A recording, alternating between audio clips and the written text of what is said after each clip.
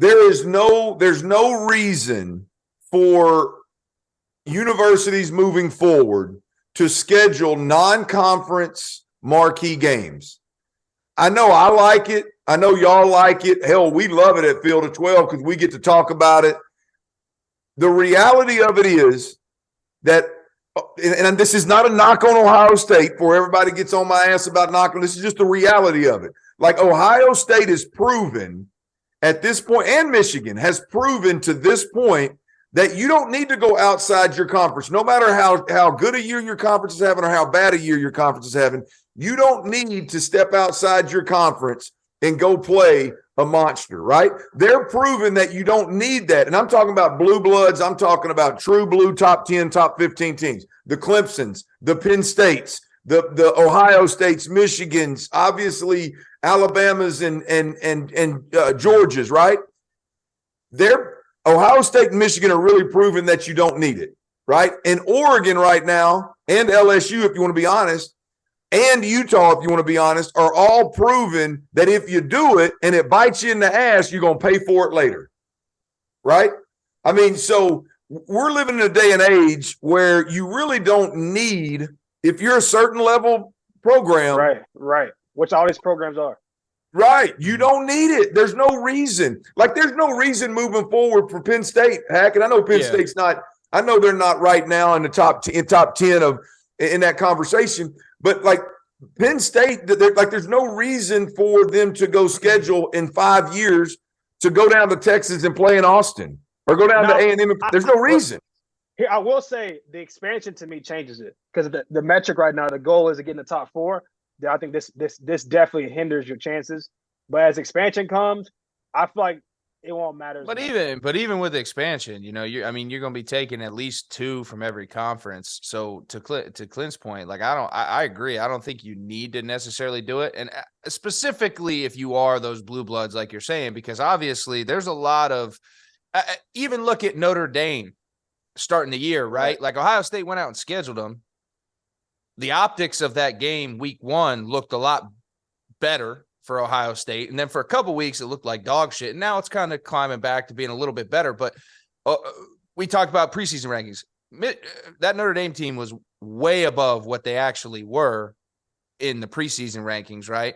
And it's come back now to play a role in it. So like, don't even bother with all that, right? If you're a blue blood that's going to get the benefit of the doubt, just go handle your business in your conference and then wait till you got to go prove it in the college football playoff, right? Roll the dice. You got weeks to prepare. You got a lot of time to get your team healthy. Do that. There's a very valid point to that. Now, whether that's going to carry, what's going to happen with conference realignments and all this stuff. I mean, you got SC and UCLA coming to the Big Ten. There's a whole mess of shit that we could get into that may or may not happen, right? But you got Texas and Oklahoma going to the SEC. Whole mess of stuff that may happen. But there is a very valid point where those out of conference games, you might want to take the Michigan route and go ahead and schedule you some Hawaiis and some Yukons and some Toledos here and there and go handle it. There ain't no money in that though. Ain't no money in that. No money. Yeah, but how much more money they need, bro? Hey, look here. Y'all's ass ain't hurting for no damn money, Wrench. Y'all don't need to go play no marquee game to get money. You talking to the wrong conference. We need it. Before we get up out of here. Look, we talk about it later. SEC, we need some more money. Now, the Big Ten, let's get to the root of this. That's why they're not doing it, because they don't need the money. That money is rolling. The money is rolling in. Now, ACC, we might need a couple games to spice it up here and there, get some more TV ratings. The SEC really doesn't do it either. I mean, traditionally speaking, because the SEC's conference is so strong, usually top to bottom, they don't have tough out-of-conference schedules. Correct me if I'm wrong, Clint. I mean, it's just, the marquee teams, a lot of them have recently because of the new neutral site ball games. You had Utah, Florida, you got Oregon, Georgia. Bama, Texas. That's really been the last 2 years, 3 years. Yeah, your big boys will do it every now and then, but to your point, and here's the thing is, I know there's a fun talking point of like, the SEC only plays 8 conference games and the Pac-12 and the Big Ten. And does the ACC play 9 or 8? But either way it goes, the point is like 9. But I mean, that's a fun talking point. If us three want to sit around and have some damn Eagle, what is it, Eagle Rare? What I get for Eagle you? Rare.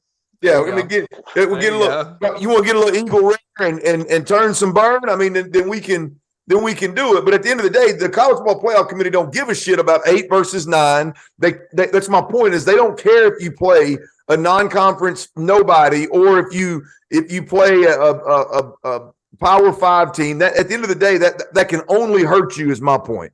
I just now, unless if you get your ass in some trouble and you need that game to pull you back up out of it, that's a different story. But anyway, that was my, when I first saw it, I was like, damn. I mean, clearly you don't need to win the strength of schedule. Clearly you don't. If you do end up losing a game early to a marquee team, it can end up hurting you. Utah would miss the playoffs right now if it's a 12-team playoff. If they'd have played Utah Tech week 1 instead of Florida, their ass would be in the top 12 right now. That's it.